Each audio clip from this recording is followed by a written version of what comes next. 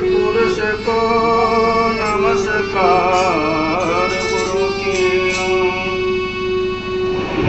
सुर नर मुनि जन साधवा संतो सर्वश्री।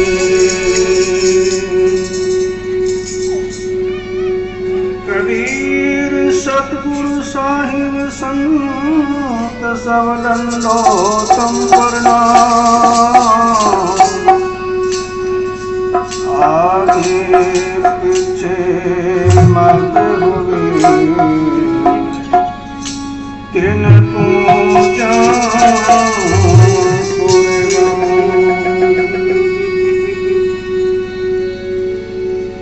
कबीर बलिहारी गुरुदेव की। घड़ी घड़ी सोवार काग पलट हंसा किया। गुरु कर तन लाई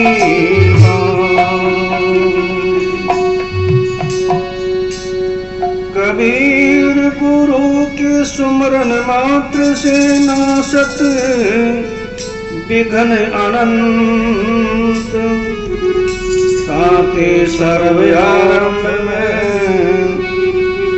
ध्यावत है सब संग। कबीर गुरु तो जल में कमल है सदा सिंध भरपूर।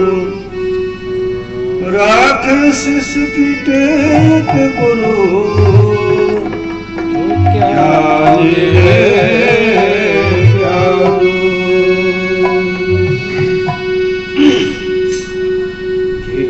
मोहे सतगुरु ऐसे मिले। घीसा मोहे सतगुरु ऐसे मिले जैसे दरिया नीर।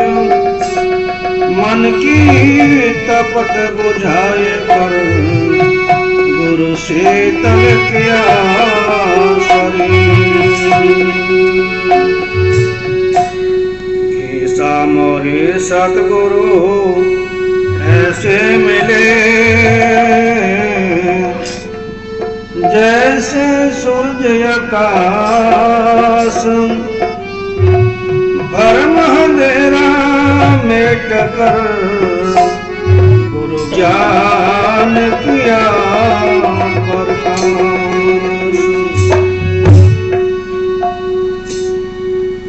घीसा तुम दाता हो खलक के मेरी करो प्रतिपाल। पल पल खबरा लेते रहो मेरे सतगुरु दीन दयाल। नमो परम गुरु सर्व में नमो संत भगवन। श्री सतगुरु रामानंद जी तुमको नमो। बोलिए श्री सतगुरुदेव भगवान की।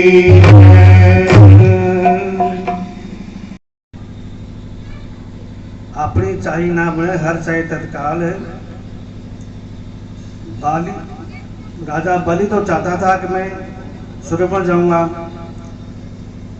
फिर प्रभु ने बिठाया पताल। भगवान ने जो है 52 रूप धारण करके और 3 कदम धरती मांगी थी, लेकिन 3 कदम धरती पूरी नहीं हुई, इसलिए जो है उसको पताल में बिठा दिया, पताल का राजा बना दिया। कि उसकी इच्छा यह थी कि मैं जो है इंद्र का राज लेकर के एक बहुत बड़ा राजा बन जाऊंगा, पूरे 3 लोकों का राजा बन जाऊंगा।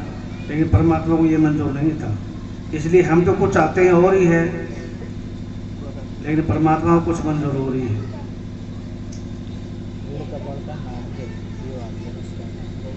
भूखा भूख न उतरे ये बनना पूरी बहार। हमारे पास में कोई कमी नहीं है, सभी मालो माल हैं, सबके पल्ले लाल। गांठ खोल देखा नहीं या विद हुए कंगाल। किसी के पास में कोई कमी नहीं है, सब मालूम माल हैं। हम जब परमात्मा के दरबार से जब इस संसार में आए तो सांस रूपी धन जो है अनंत लेकर के आए हैं, लेकिन सारा संसार के भोगों के अंदर उसको ख़त्म करके यहाँ से खाली हाथ चले जाते हैं। लेकिन कभी भी अपने जीवन के कल्याण के लिए नहीं सोचते। ना कभी आयो सत्संग में, ना कभी हरि गुण गायो। बह बह मरियो बैद के नाही, सोयो रहो उठ खायो। अरे भजन बिना बावरे तन हीरो सो जन्म गवायो। ये संसार हाट बनिए कि सब जग सोदे आयो। और चात्र माल चौगनो कीन्यो मूर्ख मूल गवायो। भजन बिना बावरे तन हीरो सो जन्म गवायो। ये संसार जो है जहाँ हम बैठे हैं, ये एक हाट दुकान पर जैसे हम सौदा करने लिए जाते हैं, कुछ खरीदने के लिए जाते हैं, इसी प्रकार ये संसार में हम आए हैं श्वास रूप धन लेकर के लिए। दादू जी कहते हैं कि दादू दावा दूर कर, निर्दावे दिन काट। और कितने सौदा कर गए इस पंसारी की हाट। पता नहीं हमारे जैसे कितने कितने बड़े बलशाली बड़े लोग यहाँ करके और यहाँ से जो है सारी पूंजी अपनी संसार में गंवा करके खाली हाथ चले गए, और हम भी इतने ऐसे चले जाएंगे। तो समय रहते हुए उस प्रभु की बंदगी, उसका सेवन भजन साधन करके अपने जीवन को सफल बनाना चाहिए। फेसबुक पर लाइव है, लगन नहीं जिष्णु रब सेती, ओ मनुख है असली गधे समान बेली। जिसने मानुष का जाबा पा करके कभी परमात्मा के प्रति जिसका कभी रूप न हुआ, अपने जीवन के कल्याण के बारे में कभी सोचा भी नहीं, वो इंसान ऐसे बताया है जैसे जो गधा होता है। गधा एक जानवर होता है, आप सब सभी जानते हैं। और सुबह से लेकर के शाम तक जो है कुम्हार उसको लाते हैं, और जब शाम की होती है उसको छोड़ देते हैं। वो बेचारा कुड़ी पर जो है चल चला के अपना जीवन यापन करता है। और यही हाल हमारा भी है। सुबह से उठ करके लगते हैं, शाम तक दे मार करते, और जो है शाम की जो है थक के नहीं फिर खा पी के पड़ जाते हैं। सुबह उठ के फिर वही काम है। कभी भी अपने जीवन के बारे में कुछ नहीं सोचा भी हमें कि संसार में क्या करने के लिए आए थे और क्या कर रहे हैं, इसके बारे में कभी भी बैठ के हमने विचार नहीं किया। मनुष्य जन्म का लिया ने लाहा कभी, और कटी जिंदगी सवान बेली। कि मनुष्य जन्म का कभी आनंद नहीं लिया कि हमारे पास में परमात्मा ने ये एक अनमोल हीरा देकर के भेजा है, इसे कुछ सत का सौदा करें। गुरु नानक देव जी महाराज जी ने, पिताजी ने 20 रुपये दे करके भेजे थे, अगर 20 रुपये कोई सत का सौदा करके आओ। और वो 20 रुपये का सौदा ऐसा किया गुरु नानक जी महाराज ने, एक संतों को लंगर छका दिया, और वो लंगर आज तक जो है कभी टूटा नहीं। 20 रुपये का जो लंगर था, आज भी वो लंगर अटूट लंगर चल रहा है, अटूट बरताया जाता है गुरुद्वारे के अंदर। तो उन्होंने सत का सौदा किया था, और हम करते सारे झूठ का सौदा। सोवन खावन पीवन दे बीच जिंदगी खो दी, सोवन खान पी जिंदगी खो दी। कभी विचार किया ना अपने ध्यान वेली, कभी बैठ कर के विचार नहीं किया, सुमरण में कभी मन नहीं लगाया, कभी मालिक की तरफ ध्यान नहीं लगाया। ईश्वर दास मानक जन्मदा एहो लावा, जपे नाम अरे करे कुछ दान वेली। महाराज ईश्वर दास जी कहते हैं कि मनुष्य जन्म का असली धर्म क्या है कि संसार में आकर के जितना समय लगे उस सुमरण में ध्यान लगा करके अपने जीवन के बारे में विचार करें कि हमारा जीवन कैसे सार्थक होगा, और जो हम अपनी नेक कमाई जो खून पसीने की जो कमाई करते हैं उसमें से 2 पैसे परमात्मा के प्रति कई सेवा में लगाए, जैसे गुरु नानक महाराज जी ने लगाए थे। इसी प्रकार जो है कभी हमारे को परमात्मा सद्बुद्धि दे तो 2 पैसे अच्छी जगह में लगाएं, ना कि शराब में, कबाब में, सुल्फा, भांग, तम्बाकू, अटपट में जो लगाते हैं वो हमारी पूंजी जो वर्त जाती है। और ये अच्छे पासे के जीवन को लगाएंगे, कुछ दान पुण्य में पैसा लगाएंगे और कुछ सुमरण में सेवा में अपने तन को लगाएंगे तो हमारा जीवन जो है वो सार्थक हो जाएगा। लोक सुखी परलोक सुहेला। ये लोक भी सुखी होगा जहाँ हम बैठे हैं, और परलोक जहाँ इस संसार को छोड़ करके हमने जाना है। यहाँ तो कुछ समय के लिए आए हैं, आखिर में यहाँ से सबको एक दिन जाना है।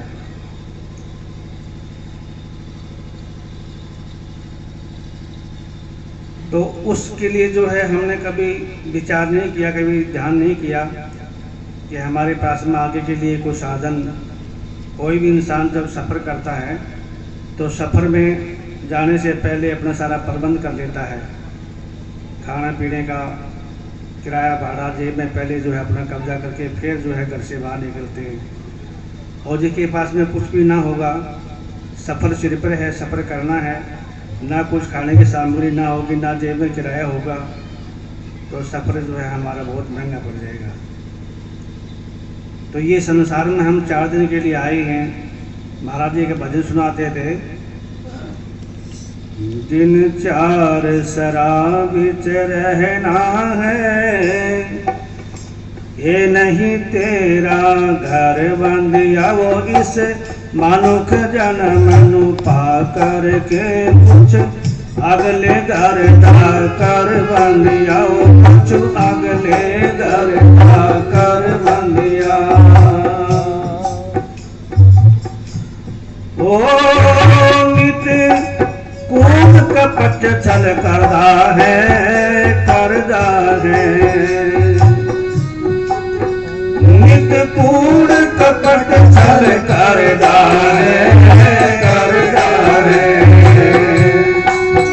छल बल कर पेट नु भरदा है, भरदा है, तेरा देख या हर बंदिया मानुख जन्म को पाकर के कुछ अगले घर कर बंदिया, कुछ अगले घर कर बंदिया।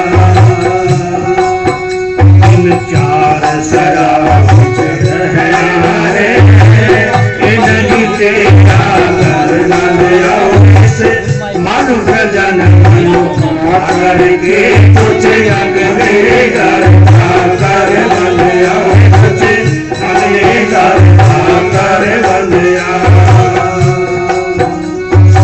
तो यहाँ तो जो है ये हमारे को परमात्मा ने 4 दिन की जिंदगी जो दी है, चाहे इसमें हम अपना उस परमात्मा की आराधना करके, उसका भजन सिमरन साधन करके चाहे जीवन को सार्थक बना लें, और चाहे इसको किसी विकारों में ख़त्म कर दें।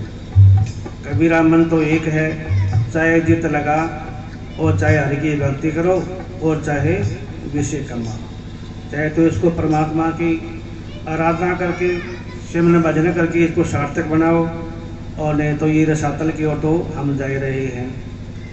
तो असली जो है मनुष्य का धर्म यही है कि जो प्राणी जिसने महापुरुषों की संगत की है और उस संगत का जिसने फ़ायदा न उठाया, तो महाराज सरदार जी कहते हैं कट्टी जिंदगी सवान मिली। जैसे कुत्ते की तरह से भटकते भटकते जो है अंत हो जाता है, इसी प्रकार हम भी एक दिन दुनिया से ऐसे खाली हाथ चले जाएंगे।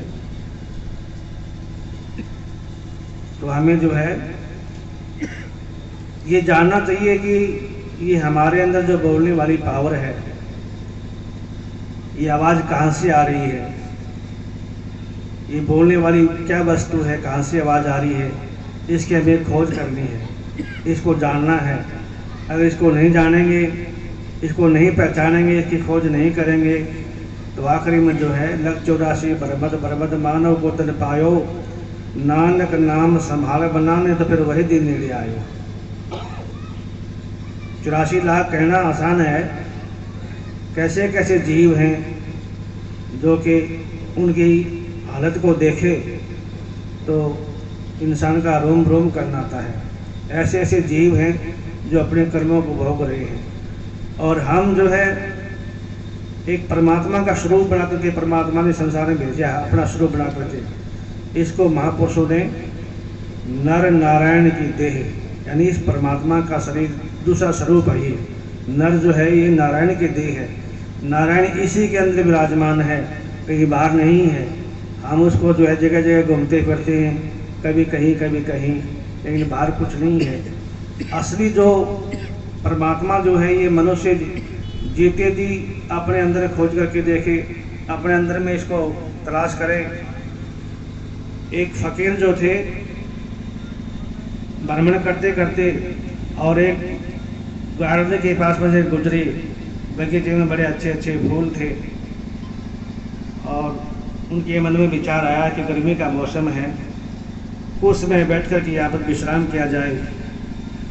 और एक चंपा का दरख्त, उसके नीचे जो है सुस्ताने लगे, थोड़े लेट गए। लेट करके देखे तो चंपा के फूल बहुत अच्छे खुशबूदार फूल खिले हुए थे, और भी काफ़ी गार्डन के अंदर बहुत अच्छे अच्छे फूल खिले हुए थे, और सभी फूलों पर जो है भंवरा गुलजार कर रहे थे कि भंवरे जो होते हैं फूलों की खुशबू लेते हैं, और भंवरे गुलजार कर रहे थे, सब खुशबू ले रहे थे, लेकिन चंपा के पेड़ के ऊपर कोई भंवरा नहीं था। उस महात्मा ने विचार किया कि जितने भी जो खुशबूदार वृक्ष हैं, फूलदार जिन पे फूल खिले हुए हैं, सब के ऊपर भंवरे गुंजार कर रहे हैं, लेकिन चंपा के पेड़ पर कोई भंवरा नहीं है। उसने उसे प्रश्न किया कि चंपा तुझ में 3 गुण रंग रूप और बास, और अवगुण तुझ में कौन है जो भंवरा नहीं आवा पास। कि तेरा रंग बड़ा सुंदर है, हरा रंग, पीला रंग, फूलों का रंग जो है पीला और सफ़ेद, और पत्ते उसके हरे थे, शांति के प्रतीक, और बड़ा छाया, बड़ी ठंडी छाया थी उसकी, लेकिन भंवरा कोई नहीं पास में आया। तो चंपा ने उत्तर दिया कि अवगुण मुझ में कुछ नहीं है, रंग भी है, रूप भी और बास भी है। अवगुण मुझ में कुछ नहीं, रंग रूप और बास, फिर जने जने की मित्र को कौन बिठाएगा पास। कई बार हम सोचते हैं भाई हम सत्संग में जाते तो हैं, लेकिन सत्संग में जाने का कोई फायदा नहीं हुआ। क्यों सत्संग में चले गए, कभी थोड़ा बहुत, कभी घंटा आधा घंटा बैठ गए, फिर कभी किसी और मंदिर में चले गए, फिर और किसी पीर के स्थान पर चले गए, फिर कभी हनुमान जी के मंदिर में चले गए, कभी शिव जी के मंदिर में चले गए। यानी हमारा जो मन है वो भटकता रहता, कभी निश्चय, कभी जो है एक रस नहीं रहता। जो भी महापुरुषों के शरण में गए हैं, जिन्होंने नाम की दीक्षा ली है, और जो नाम का जो रुख है, जो शब्द का जो रुख है, वो जीव को ऊपर तरफ खींचता है। ब्रह्म वेदी के अंदर आया है, शब्द निवास आकाश वाणी, यही सतगुरु का रूप है। शब्द निवास आकाश वाणी, यही सतगुरु का रूप है। चांद सूरज ना पवन पानी, ना जा छाया वो धूप है। ना कभी उगता है, ना कभी छिपता है, ना कभी दोपहर होती है, ना कभी शाम होती है, वहाँ एक रस रहता है। और जो भी प्राणी उस शब्द को पकड़ने की विधि क्या है, हाथों से नहीं पकड़ा जाएगा शब्द को, कोई पैरों से नहीं पकड़ा जाएगा, कोई और युक्ति से नहीं पकड़ा जाएगा। शब्द को केवल हम सुरती के द्वारा पकड़ सकते हैं। वो सुरती जो है हमारे संसार में लगी हुई है, कभी शब्द की तरफ हमने रुख ही नहीं किया, तो उसको हम कैसे पकड़ेंगे।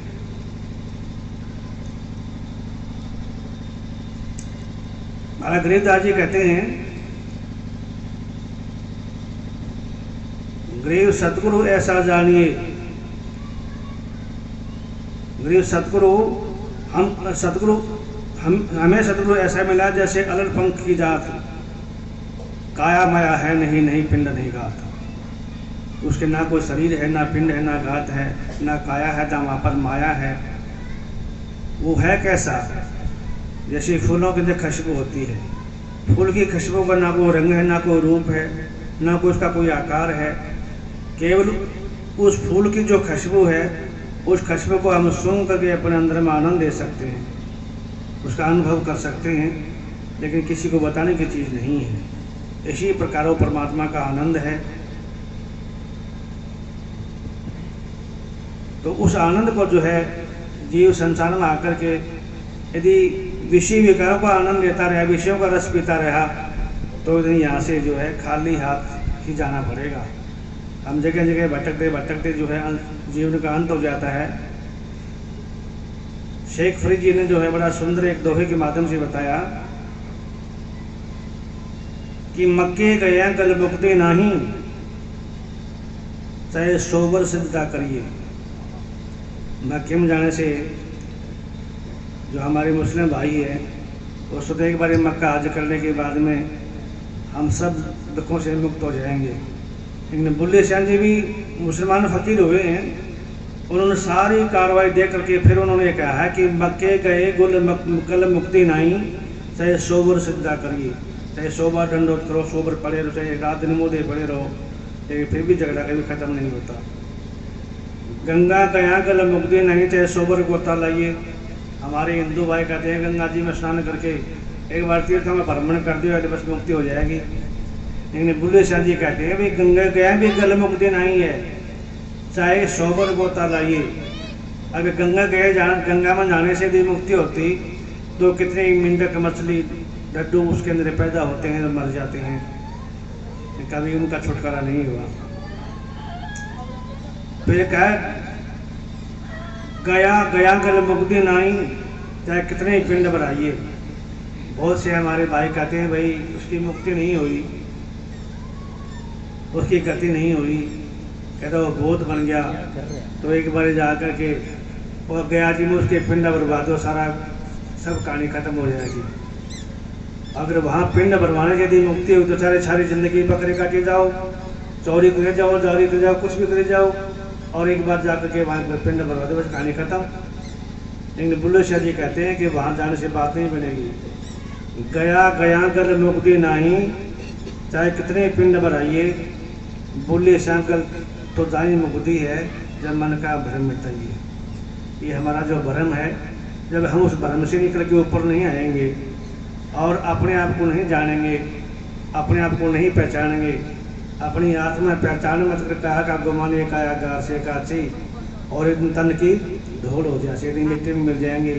जो प्राणी मर जाता है उसको दफना देते हैं तो मिट्टी हो जाती है, और जला देते हैं उसकी राख बन जाती है, और जल प्रवाह कर देते हैं तो उसमें मेंढक मछली खा जाते हैं और हड्डियाँ पानी में गिर जाती हैं, सड़ जाती हैं। ये मनुष्य की ये हालत है। तो जो है अपने जीवन को सार्थक बनाने के लिए अच्छे कर्म करो। पहली बात तो हमारे जो भाई पढ़े लिखे जो नौजवान साथी हैं और आज पढ़ लिख के एक नौकरी लग जाते हैं तो गाँव में रहना पसंद नहीं करते, शहर में चल जाते हैं। और माता पिता हैं वो बेचारे पीछे देखते रहते हैं, एक एक कप चाय के लिए इंतजार करते रहते हैं। उनको समय पर भोजन नहीं मिलता है, समय पर चाय नहीं मिलती, समय पर दवाई नहीं मिलती है, और तड़प के जो है मर जाते हैं। तो पहले यदि यहाँ से जब हम फैल हो गए तो आगे फिर क्या करेंगे। जिसने हमारे को जन्म दिया, संसार में पैदा किया, जिसने हमारा पालन पोषण किया, हमारा मल मूत्र धोया, अच्छे भोजन